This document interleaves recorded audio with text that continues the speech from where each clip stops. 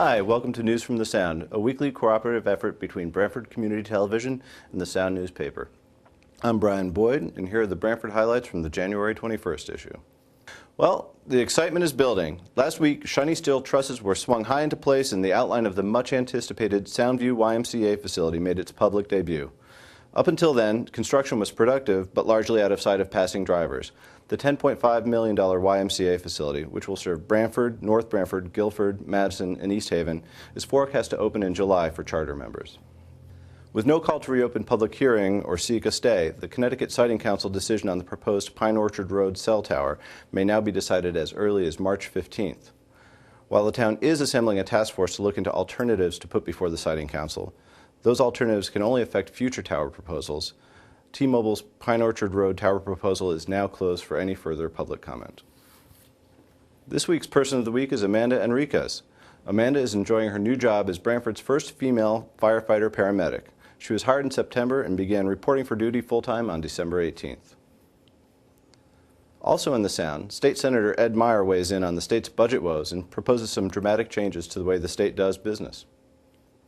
And in community news, the Brantford Board of Education Custodian and Maintenance Union really made a monetary donation to the Brantford Counseling Center to purchase toys for its Secret Santa program.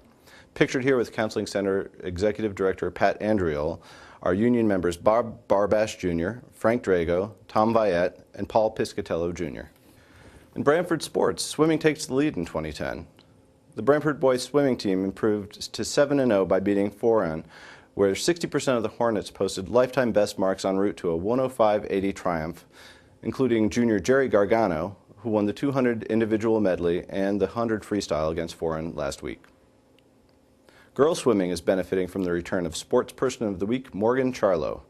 Charlo missed her junior year with Brantford girls swimming due to a hip injury, but refused to let the pain keep her from competing in the senior season that saw her make states in 3 events.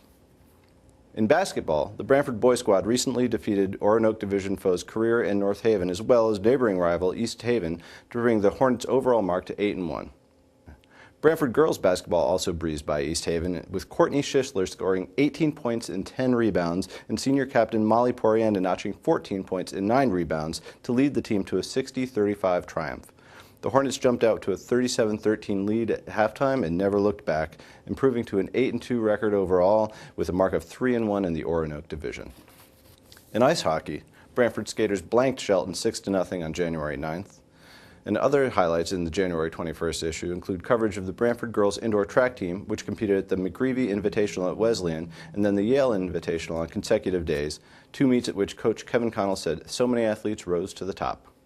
And while Brantford cheerleading team graduated 7 athletes from its SCC championship squad last winter, Coach Megan Link says that there's plenty of talent and heart to make a run at a 5th straight co-ed title. In the Sound's Living section, we look at the freshman effort of the Performing Arts Society of East Haven. Father and daughter team Fred and Pamela Maratti are producing Father of the Bride in a special dinner theater style presentation at East Haven High School this weekend. For tickets and information, read the story starting on page 24 or visit us online at www.zippo6.com. Other Living section favorites include Lee White's recipe for maple orange chicken and Julie Gribbin's Shoreline Living column, which looks at some not so great expectations for 2010. This week's additional web features include ways to help out with relief efforts in Haiti, advice on curtailing tardiness from Ask the Organizer guru Kristen Mastromarino, a profile of Shoreline natives and indie rockers Suckers, a review of the new film Youth in Revolt, and photo galleries from the Brantford in Hand girls hockey game. We're also looking for news for you online. In preparation for the February 25th Living section, dedicated entirely to Shoreline nightlife, we want to know how you and your friends spend your evenings. Share your thoughts, comments, and ideas with us at zippo6.com or see us over on Facebook. Coming up next week in the Sound, we'll profile a pioneering woman coming to the Blackstone, give you an update on the search for a new school superintendent, review an independent effort to improve Brantford's economic outlook, and look at the 7th year for Aiden's Super Bowl fundraiser. And as always, look for breaking news updates as they happen on our website, zippo6.com. Well, that's it for this installment from News from the Sound. Thanks for joining us. We'll see you next week.